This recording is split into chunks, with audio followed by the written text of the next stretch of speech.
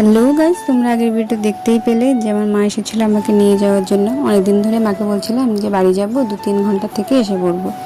এই দেখো আমরা রেডি হয়ে বাড়িও চলে যাচ্ছি। দেখি শাশুড়ি মা আগানোর জন্য এসেছিলো, টুকটুক করতে করতে এখন আমরা বাড়ি চলে যাব। আর আমার বাপের বাড়ি শ্বশুর বাড়ি বেশি দূরে না, ডিস্টেন্সটা একদমই কম। এই টোটোতে গেলে 10 মিনিট, হেঁটে গেলে 25 মিনিট, এরকমই আস্তে আস্তে হেঁটে গেলে 25 মিনিট লাগবে। আর বাইকে গেলে 6 থেকে 7 মিনিট জোর হলে। এই দেখো বাইরের রাস্তায় আমরা ঢুকেও পড়েছি।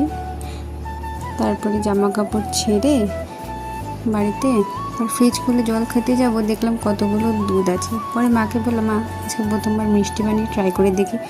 মিষ্টিগুলো হয়েও ছিল, কিন্তু পরে চিমসে গেছে। কারণটা কি বলো তো, আমি এই যে ময়ামটা কম দিয়েছিলাম। তারপর মাকে বললাম, মা একটু গোলা রুটি করো, একটু গোলা রুটি চা দিয়ে খাই। মায়ের দিয়ে গোলা রুটি করলো, চা দিয়ে খেলাম।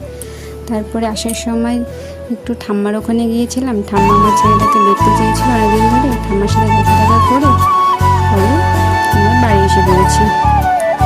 এখন আমরা বাড়ি যাচ্ছি। বাড়িতে গিয়ে দেখি রিশুর বাবা রেডি হয়ে আছে, ছিঁড়ে মাথা জল ঢালতে যাবে বাগেশ্বরে। আর আজকে তাড়াতাড়ি